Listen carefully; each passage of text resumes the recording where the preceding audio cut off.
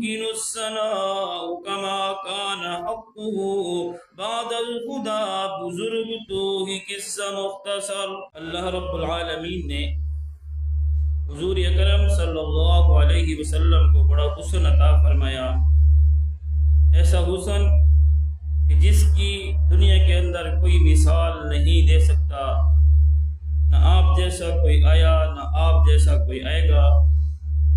حضور علیہ السلام بے مثال اور بے مثل تھے۔ اللہ کے محبوب صلی اللہ علیہ وسلم کو اللہ رب العالمین نے انوکھا حسن عطا فرمایا۔ صحابہ کرام رضوان اللہ تعالی علیہم اجمعین نے آپ کے شمائل کا تذکرہ کیا، آپ کی صورت ظاہری کا تذکرہ کیا، آپ کے حسن کا تذکرہ کیا، لیکن جہاں تک ان کی قوت بشری ساتھ دیتی تھی اسی حد تک انہوں نے آپ صلی اللہ علیہ وسلم کا تذکرہ کا بیان کیا۔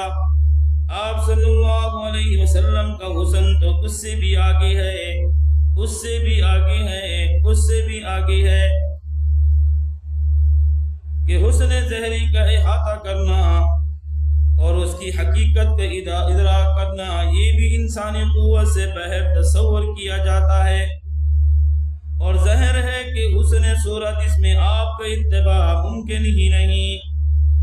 ہم آپ جیسا رخ انور کہاں سے لائیں، آپ جیسی روشن جبی کہاں سے لائیں، آپ جیسی منور آنکھیں کہاں سے لائیں، ان آنکھوں پر سجی پلکیں کہاں سے لائیں، اور پلکوں کے اوپر ہلال کہاں سے لائیں، آپ کی اعضاء کا تناسب کہاں سے لائیں، دندان مبارک کہاں سے لائیں، منہ مبارک کہاں سے لائیں، یہ تصور نہیں کیا جا سکتا۔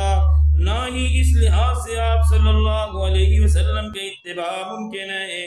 اس حیثیت سے آپ کا تعارف پوری کائنات میں محمد بن عبد اللہ ہے۔ لوگ آتے رہے، کالی کملی والے پیغمبر محمد الرسول اللہ صلی اللہ علیہ وسلم کے حسن کو لکھتے رہے، حسن کو بیان کرتے رہے۔